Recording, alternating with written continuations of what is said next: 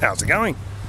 Planning out some seeds this afternoon, and I thought I'd just give you a bit of a quick look at one of the little seed raising blends that we're making up. Due to the nature of the seeds I'm planning out, I'm pretty much not using any of our own worm castings in this seed raising blend.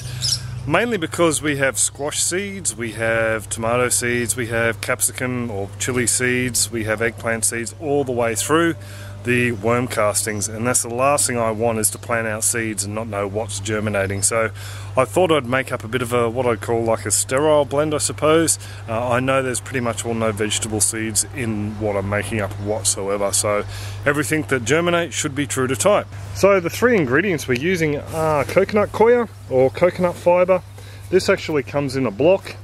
There's the block there, and what I've done is just run it through this little makeshift screen, this little 6mm or 1/4 inch screen.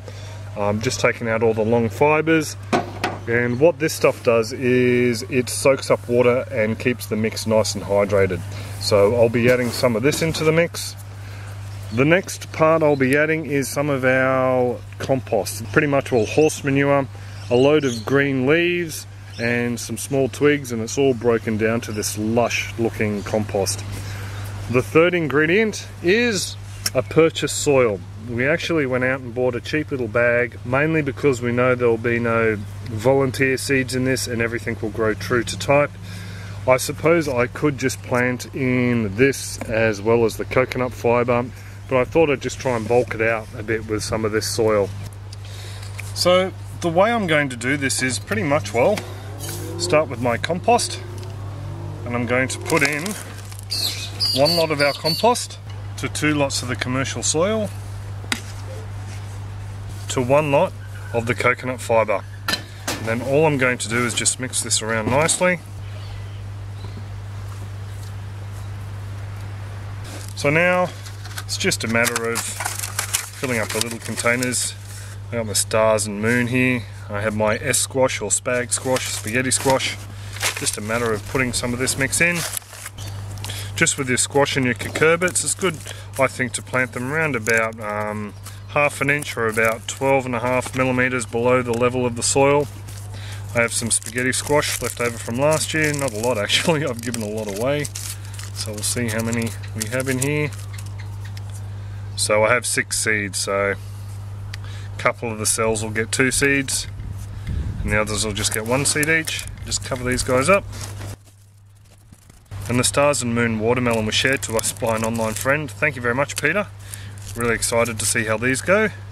So same again, actually. There's 7 seeds, so we can pop 2 in a couple of cells and 1 in the last cell, and just cover them with some of the soil blend again.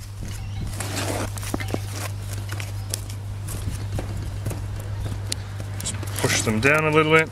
Pretty much all as easy as that. So now these guys are all planted out. It's as easy as giving them a bit of a top water. And then what I like to do with my seedlings is put some water in the base of a tray, and then just let the punnets soak up the water from the base, and that way it keeps them nice and hydrated. Every couple of days I'll come along and just top up the base with a little bit more water, and that's pretty much all it.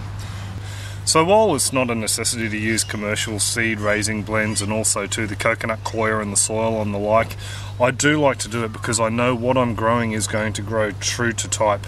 I've planted out tomatoes in the past, put 4 seeds in a punnet and ended up with 12 germinating. I do have pumpkins and squash and zucchini germinating in the worm farm all the time, so I try not to use the castings and soil from the garden for specific seeds.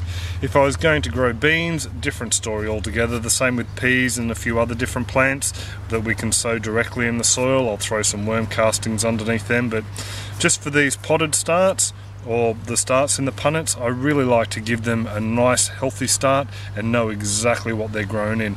So there you go, there's a bit of a quick look at the seed raising mix I'm making up for this spring starts. So hopefully we won't have any feral or rogue plants germinate through the compost I've collected down the back. I'm fairly sure there's no vegetable seeds down in that stuff there, so we'll see how we go. But it is a good idea, I think, when you're starting out and you're not too sure what certain plants look like when they germinate, possibly to use a store-bought blend, and then as you get more confident, start to use blends that you make up out of your own compost and soil from the patch. So I just thought I'd give you a bit of a look. There's no right or wrong as far as I'm concerned. As long as you're growing vegetables to feed yourself and your family, I reckon that's a bonus. So if you do have any comments, questions, suggestions, just pop them in the comment section below and I'll get back to you. Other than that, I hope you have a great one and take it easy. Catch ya!